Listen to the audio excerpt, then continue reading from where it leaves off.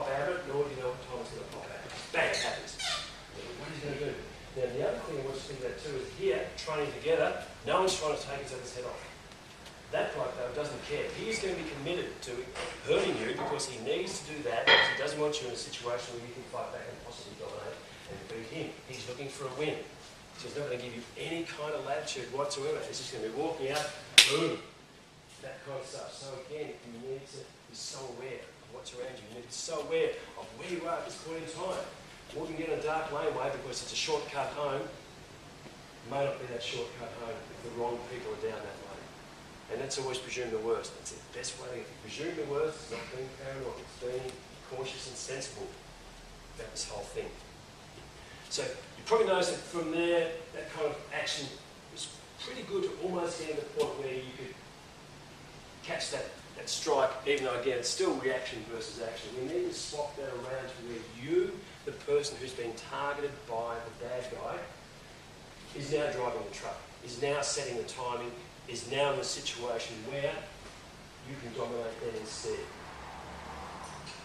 Again, let me go back and reiterate that this is when your awareness has let you down, your assessing has let you down, you can't get out of the situation, you can't avoid this situation, regardless of how hard you try. You can't verbally dissuade this person from coming at you, you know it's going to happen, it's clear it's going to happen, so all the stuff we're talking about now is in that realm, in that pavement arena type thing in certain types of equipment.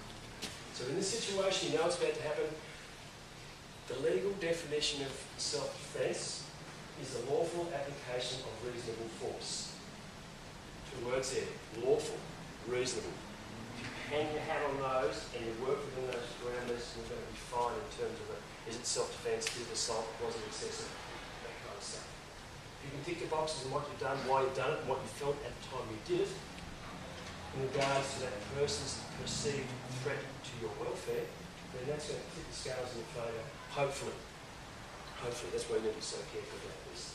So, in the situation, let's before we go to the next drill, let's think about what would have happened there if, in fact, you were the person who felt threatened by the other person, so you instead initiate the shot and get them defending themselves. Now, people were saying, I'd go to that point, oh yeah, but aren't I staying in the fight? It's not a fight. It's not a fight. You are trying to neutralise the threat to you. It's not a fight. Fights when two people get down, they boom boom, they try and mix it up together and try and see who's going to win this thing. And maybe there's rules if it's in a tournament, that kind of stuff, or maybe there's not. Maybe it's in a schoolyard, it's a fight. But that's so different, isn't it? No one's going to get killed in the schoolyard. Blood and nose, that kind of stuff, that's about as far as it ever goes. When both people cop detention. It isn't that serious. But out there, if we think that bloke just wants to fight us, then we're really at a disadvantage because he doesn't just want to fight you, he wants to really tear your shreds. And that's the perception you need to have. And that's the attitude you need to have. Tim Larkin, who's an American self-defense guru, talks about using the weapon of violence to deal with threat. He takes it to the nth degree and is really careful about putting it in the context I had too. When you've tried anything else, none of those things are now available to you anymore. It's now dominate this person or you make a deal to go to hospital. So you use the weapon, the tool of violence to save you in this situation. If you know it's about to kick off, you preempt the situation. Like throwing a shot at them, get them on the back foot, and then you've got what you want to do. So we're just going to work that now. And there's a technique that, or actually a principle that is really, really important, this stuff, and something that we weren't all doing a moment ago, and that's okay because I didn't set it up that way. But when you've gone with tap and you've maybe done that deflection or a touch on, get in hard and fast, and that's what you've got to do in a real situation. You need to move in, you need to break the distance, you need to break that in karate terms, break them up, get inside and do the damage, because you can't do it out here somewhere. You've got to get in close and you've got to dominate that person quickly, physically and hard. The person who's the most committed is going to be out of it. It's not necessarily the person who knows the most moves. And we hear about trained fighters getting dumped all the time in pubs and stuff because they have an argument with someone, they shake up, okay guys, let's go. Boom, they've got an ankle on their face. Or a jug of beer. Because the other guy doesn't care about rules, he just wants to win. And he may know this place is trained fighter, so he's not going to give him any leeway whatsoever. The Sasha says, don't fight these guys on their terms, fight them on your terms. Make him come to you and deal with it. In this situation, you've got to enter first. Enter to get in close enough to do the job.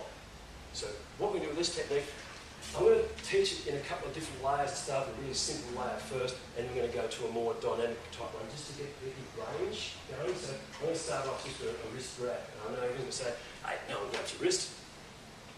And they probably don't. They really don't, do they? But it does give us range. Because if I haven't got the range right, nothing's going to work. If I can have the best punch going, the fastest punch going, if my range is out, I'll probably just amuse the other guy to death, and then I've won anyway, it's okay. But I need to make sure that what I do is the most effective thing I do. If you don't get a lot of chances out there, you've got to do it once and get it right. Because if you don't get it right that first time, then you may have lost the only opportunity you had to go home to your wife on another day tonight. You can't afford that situation. Don't give this person that power over you.